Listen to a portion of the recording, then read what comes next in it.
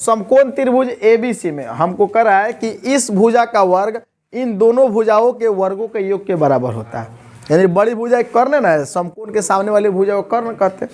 तो इसको बनाने के लिए परिमेय 6.7 अभी बनाए हैं ना, उसको थोड़ा हेल्प लेना पड़ता है उसमें से, या उसको भी हम सोल्व जैसे किए हैं वैसा ही करेंगे, सीधे सीधे बनते जाएगा। सबसे पहले हम लिखते हैं दिया है, चूँकि दिया है कि त्रिभुज ABC एक समकोण त्रिभुज है, एक समकोण त्रिभुज है जिसमें कोण B समकोण है, जिसमें कोण B बराबर 90 डिग्री। तो सिद्ध करना है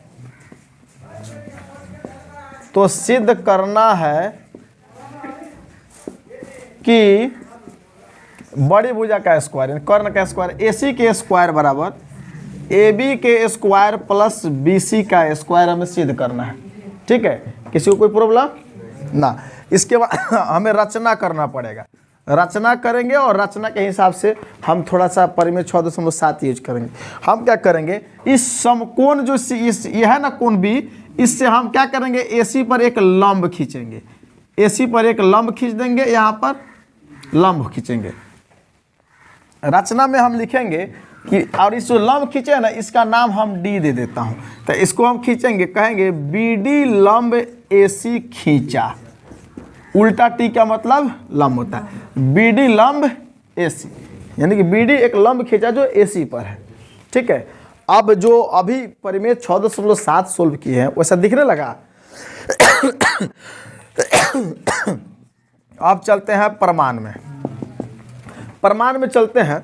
आप चलेंगे त्रिभुज ABC तथा त्रिभुज BDA में, इन दोनों त्रिभुज को समरूप करेंगे। त्रिभुज ABC और त्रिभुज BDA, छोटका बड़का त्रिभुज को समरूप करेंगे। तो इस त्रिभुज में हमें कोण A यहाँ पर है और कोण A इसमें भी A है ना, कोण A दोनों उभयनिष्ठ है इसलिए बराबर है। यहाँ लिख दूंगा उभयनिष्ठ है,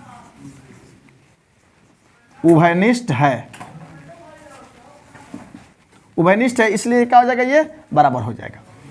और यहाँ पर देखिए कोण इस त्रिभुज ABC का कोण B समकोण है और इस त्रिभुज का ADB समकोण है। तो यहाँ पर लिखेंगे कोण ABC बराबर, और ABC वाला पार्ट त्रिभुज का जो है ना, ABC त्रिभुज जो है इसी के पार्ट के सामने होगा, इसका इसके सामने होगा। ठीक है, यहाँ पर हो जाएगा कोण इस त्रिभुज का ABC, यानी ये कोण समकोण है और इसका ADB, कोण ADB समकोण है ना, समकोण है इसलिए हो जाएगा। ये रचना समकोण है और ये दिया है, इसलिए ना रचना लिखे ना दिया लेकिन समकोण है। ठीक है, तो इसलिए एंगल समरूपता से यहाँ पर संगत भाग संगत के बराबर लिखेंगे।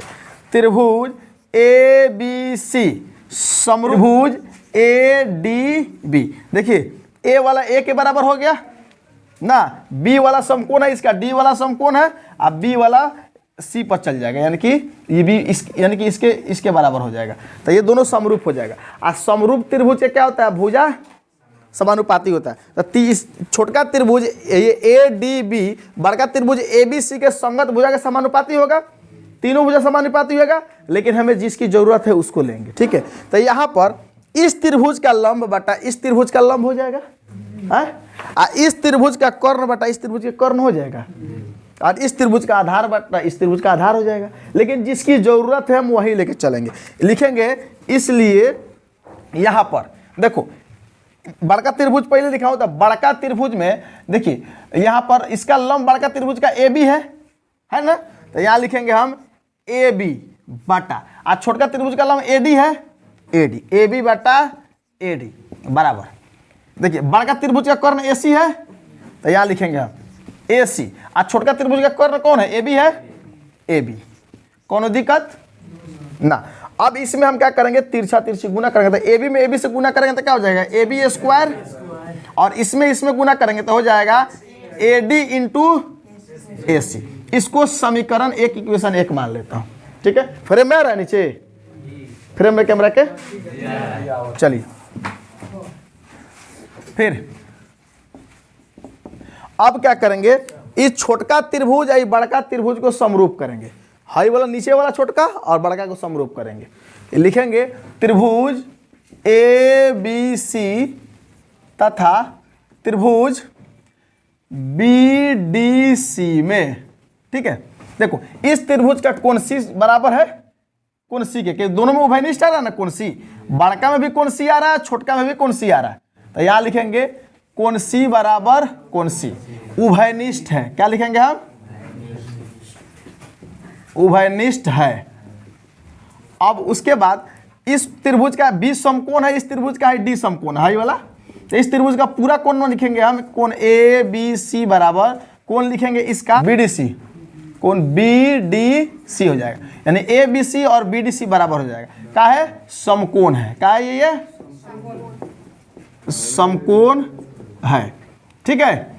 इसलिए लिखेंगे एंगल एंगल समरूपता से, समरूपता से त्रिभुज ए बी सी समरूप। देखो यहाँ पर बी समकोण है इसका, इसका डी समकोण है, बीच में डी होगा, ठीक है। और सी सी के बराबर सी हो जाएगा और बेचारा बच जाएगा बी, तो यहाँ पर बी हो जाएगा। त्रिभुज बी डी सी क्या हो जाएगा, समरूप हो जाएगा।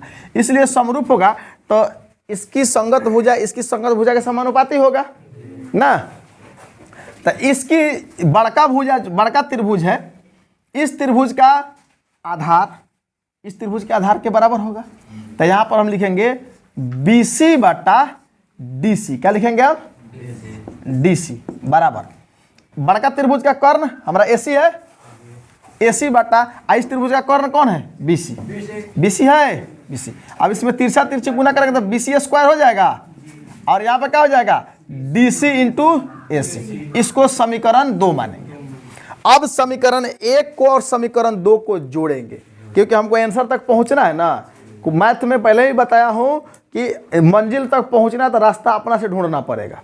कैसे करेंगे कि पहुंच जाएंगे, तो हमको दिख रहा है कि जोड़ने से हो जाएगा। लिखेंगे इसलिए समीकरण 1 जोड़ समीकरण 2, दोनों को हम जोड़ेंगे। समीकरण 1 का है ए बी स्क्वायर बराबर, समीकरण 1 ए बी स्क्वायर बराबर ए डी इंटू ए सी है, A D into A C, A D into A C. और समीकरण 2 ये वाला है बी सी के स्क्वायर बराबर डी सी इंटू ए सी। इसको जोड़ेंगे तो यहाँ हो जाएगा ए बी के स्क्वायर प्लस बी सी के स्क्वायर बराबर, हेतना जोड़ हेतना हो जाएगा ना। यहाँ पर हो जाएगा ए डी इंटू ए सी हो जाएगा plus D C into A C, D C into A सी हो जाएगा। बोलिए बुआ, कौन दिक्कत ना।